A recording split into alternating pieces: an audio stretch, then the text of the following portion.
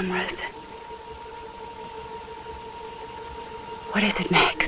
Welcome to MsMojo, and today we're counting down our picks for the most memorable and iconic movie endings of all time. This list reveals the endings of some classics, so here's a spoiler alert. If you could have found out what that rosebud meant, I bet that would have explained everything. Number 10. The Graduate. Mirroring young Americans' disillusionment in the midst of the Vietnam War and the countercultural movement, this 1967 classic parodies the traditional Hollywood ending.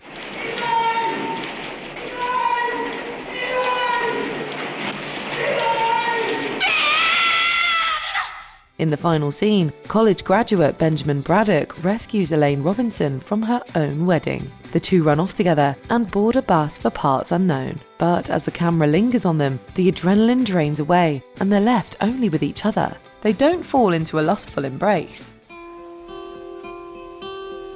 Hello, darkness, my old friend. The reality of their situation seeps in, and the uncertainty of their future clearly shows in their faces as that haunting Simon & Garfunkel song plays over the soundtrack once again. Narrow streets of cobblestone, beneath the halo of a street lamp. Number 9. The Shawshank Redemption. Although this one disappointed at the box office, time has been kind to its great performances, emotional heft, and uplifting message. Remember, Red, hope is a good thing, maybe the best of things. The Shawshank Redemption follows Andy Dufresne and Red Redding, two inmates who forge a friendship over their 20 years at Shawshank State Prison. I'm an institutional man now. It's like Brooks was. Oh, you underestimate yourself.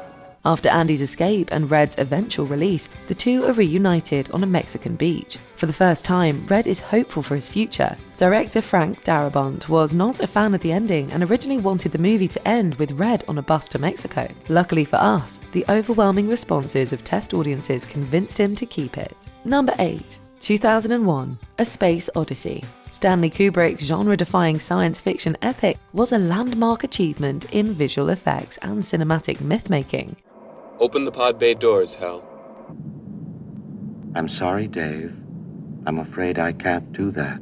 Its final sequence sees pilot and scientist Dave Bowman pulled into a dimensional wormhole by a floating monolith. The hallucinatory sequence ends with Bowman being reborn as a star child, hovering over the planet Earth like its guardian. Summary doesn't do it justice. Defying narrative tradition, 2001 A Space Odyssey is a deeply metaphorical and philosophical masterwork. Nothing in its mostly wordless finale is spelled out with any certainty. For some, it may be a frustrating and challenging watch. For many, it's the pinnacle of cinema.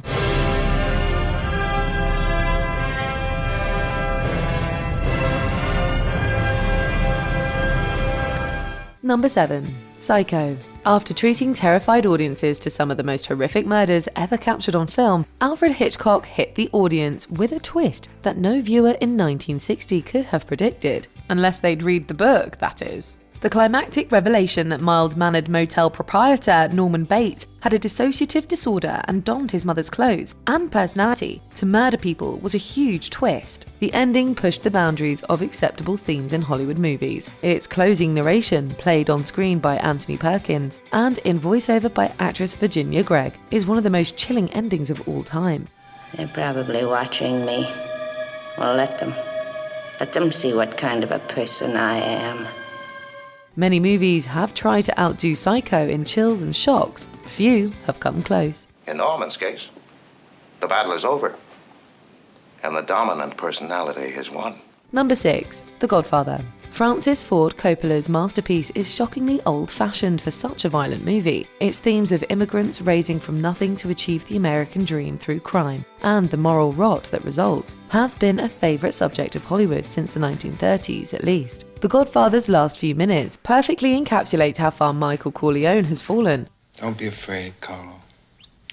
Come on, you think I make my sister a widow? From wanting no part in his family's business to becoming the head of it, Michael's transformation into a hardened crime boss is complete. He shows no guilt or shame for having his enemies murdered, including his devastated sister's husband. You killed my husband.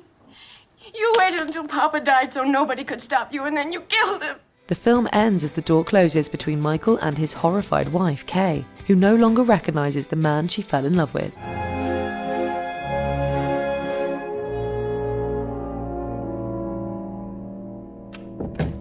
Number 5. Planet of the Apes. Charlton Heston plays Taylor, an astronaut stranded on a mysterious planet run by sadistic apes, who treat humans as slaves and test subjects. Escaping from his captors, he and a young woman, Nova, ride off on a horse. Following the coastline, he comes upon the ruins of the Statue of Liberty. Oh my God.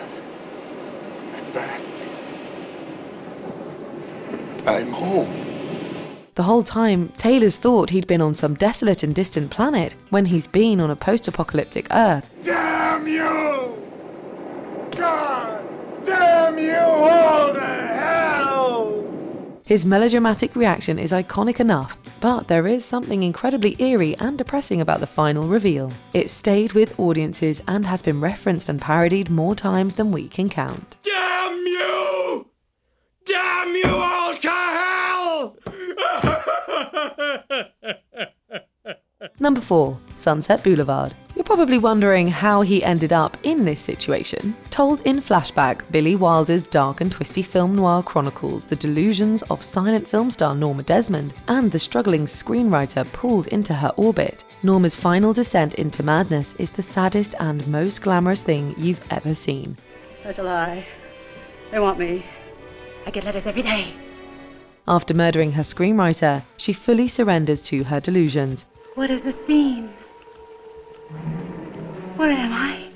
She descends her grand staircase, believing the amassed cops and reporters have gathered to film her comeback project. Saddened by the sight, they play along. Actress Gloria Swanson utters Desmond's immortal line before she appears to evaporate into the camera lens forever. All right, Mr. DeMille, I'm ready for my close-up.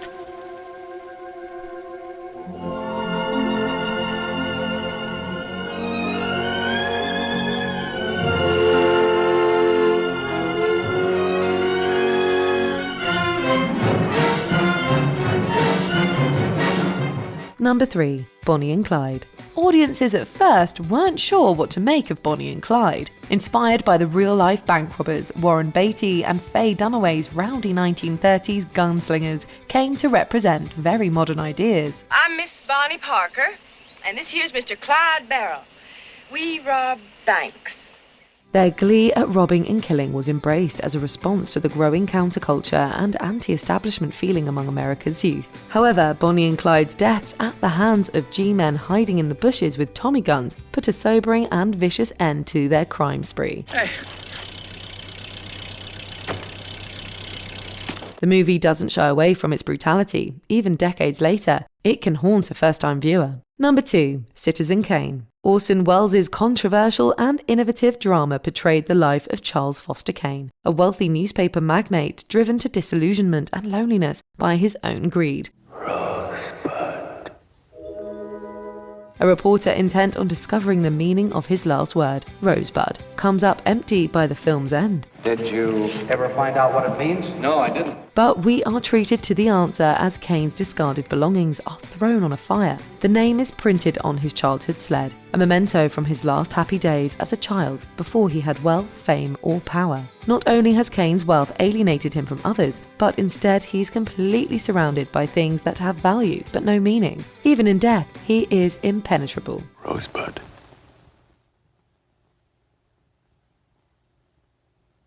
Before we unveil our top pick, here are a few honourable mentions. Gone with the Wind. After 4 hours of fighting, starving and surviving, Scarlett O'Hara goes home. After all, tomorrow is another day.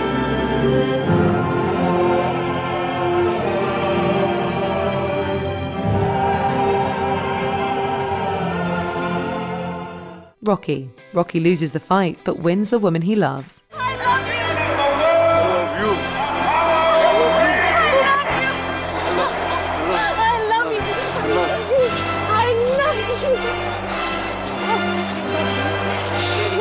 Seven. A vengeful detective succumbs to a diabolical killer's manipulations. David,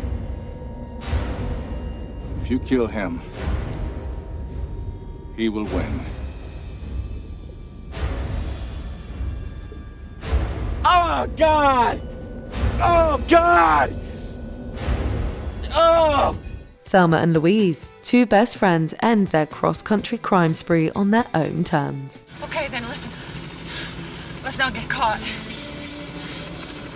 What are you talking about? Let's keep going. E.T. the Extraterrestrial, Elliot's alien friend, returns to his home planet.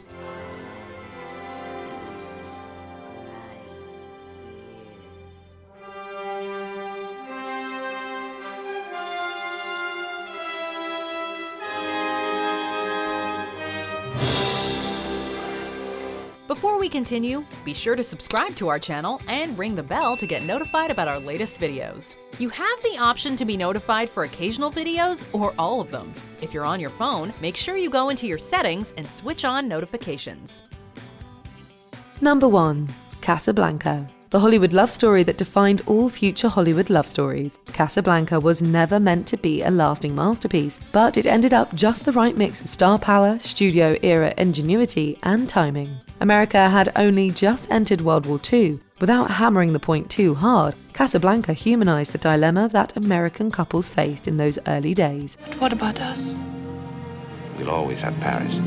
We didn't have, we lost it until you came to Casablanca. Even without this context, the image of Humphrey Bogart and Ingrid Bergman saying their final agonizing goodbye at the airport is an indelible screen image. But it doesn't take much to see that the problems of three little people don't amount to a hill of beans in this crazy world. Someday you'll understand that. Now. Here's looking at you, kid. Aided by endlessly quotable dialogue and sweeping music, Rick and Ilsa realize and accept that the fate of humanity is more important than their problems. Bye, Rick. God bless you. What movie do you think has the most iconic ending? Let us know in the comments below. Do you agree with our picks? Check out this other recent clip from MsMojo. And be sure to subscribe and ring the bell to be notified about our latest videos.